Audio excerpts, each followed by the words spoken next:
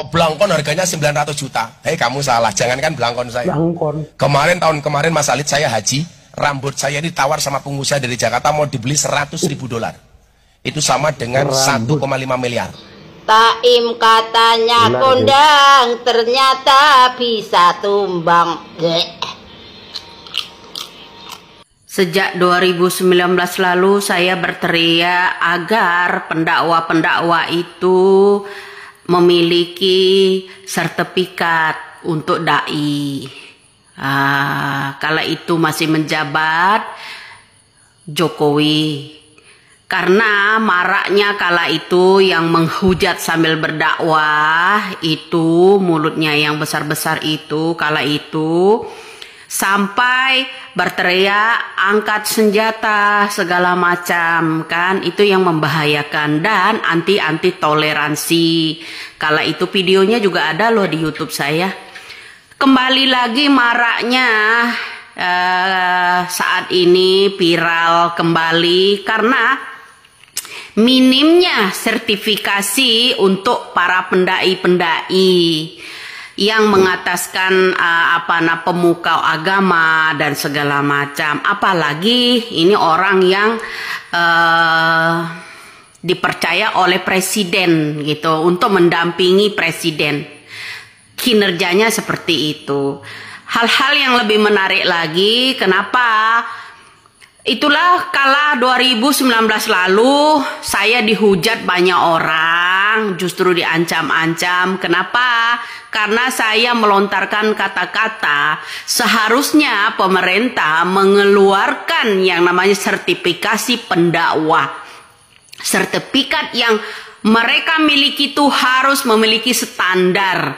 Apakah mereka itu dulu-dulunya mendidik dari pesantren dari dini hari sampai tingkatan atas itu mereka punya, atau dari lolosnya mereka ini sebagai pendai kalau memiliki yang namanya sertifikasi itu bisa diuji. Salah satunya ucapannya. Karena melihat pengalaman kita yang udah banyak sekali orang-orang yang dulu ya sambil berdakwah itu banyak, belum aja viral loh ya, banyak yang sambil menghina yang namanya orang lain, banyak belum aja terungkap loh. Nah ketika itu saya melawan dan ketika itu saya ingatkan pemerintah, ketika itu Jokowi masih menjabat 2019 mau menghadapi kedua periode, saya lontarkan kata-kata seharusnya pemerintah Republik Indonesia ini, negara Republik Indonesia ini mengeluarkan sertifikasi, karena orang yang harus berdakwah itu memiliki sertifikasi apakah layak atau tidak, karena ada ujinya seperti itu kan. Tapi ternyata saya dapat hujatan, mereka itu malah akun saya kali itu juga di ban ya, karena kritik tentang itu. Karena apa? Saya membutuhkan, saya bilang, di negara Republik Indonesia ini karena kita memiliki Pancasila. Karena kita orang yang berbhinneka tunggal ika, dan kamu teriak-teriak merdeka, merdeka, dan merdeka. Karena negara kita ini dimerdekakan bukan dari satu golongan agama, atau bukan juga dari satu suku, melainkan persatuan dari berbagai agama dan dari berbagai suku, bahasa dan lain-lain. Itu yang saya katakan kala itu ya. Buktinya masih ada loh di yang namanya sneak video saya, Nyai Dagelan Politik 2 yang ada di sneak video. Kemudian ada juga di channel YouTube saya Dagelan Politik itu 2019 lalu, semua video-video itu, siaran langsung itu semua ada ya. Jadi malah saya itu sama penghujat-penghujat menyampaikan hal yang demikian, saya dapat hujatan karena sok-sokan dibilang seperti itu ya. Karena saya ya mencintai negara ini karena nenek moyang kita memerdekakan negara Republik Indonesia ini dengan persatuan. Bukan berdasarkan agama, bukan berdasarkan suku, dan bukan berdasarkan bahasa. dan lain-lain, karena itu persatuan ada di Pancasila. Saya kan bilang seperti itu. Apa gunanya kita memiliki Pancasila? Semua yang namanya 5 sila-sila ada di sana itu maknanya besar sekali. Satunya seperti itu. Nah, ini kita terulang kembali untuk beberapa kalinya, sampai kalau orang ini ya berdakwah sampai dokter-dokter aja digoblok-goblekin ya, sampai penjual es aja digublek-gublekin ya kan, ya seperti itu.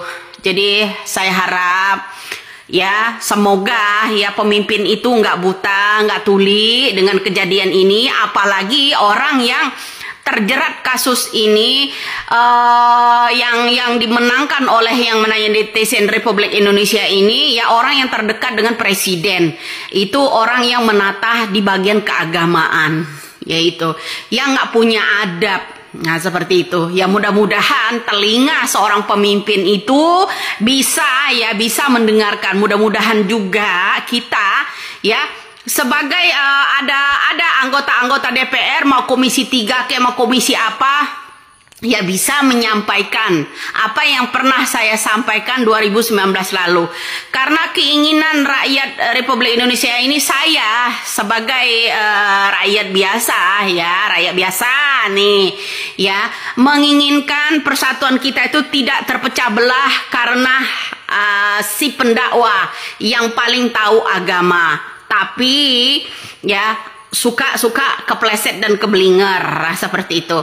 Nah jadi harapan saya di negara Republik Indonesia ini, pemerintah saat ini mulailah tegas ya, jangan mencela-mencele ya, apalagi itu kalau orang yang terdekat dengan presiden ya kan, selalu dapat belaan ya kan, yaitu seperti contohnya kalau kita ini membela untuk rakyat ini ya contohnya ya, itu harus ditangkap, apalagi memviralkan masalah zebu-zabu, apalagi memviralkan masalah alam ya yang dibuat oleh kepemerintahan itu ya, misalnya ya yang namanya pulau mana itu kemarin ya, yang dibuat tambang nikel ya. Jadi ya seperti itu, karena dia memviralkan maka dijemput paksalah ya orang-orang seperti kita, seperti mereka itu yang menyampaikan ya kebenaran-kebenaran itu harus ditangkap. Nah jadi disinilah semoga pemimpin itu nggak buta nggak tuli ya, bisa ya mendengarkan keluhan-keluhan rakyat saat ini,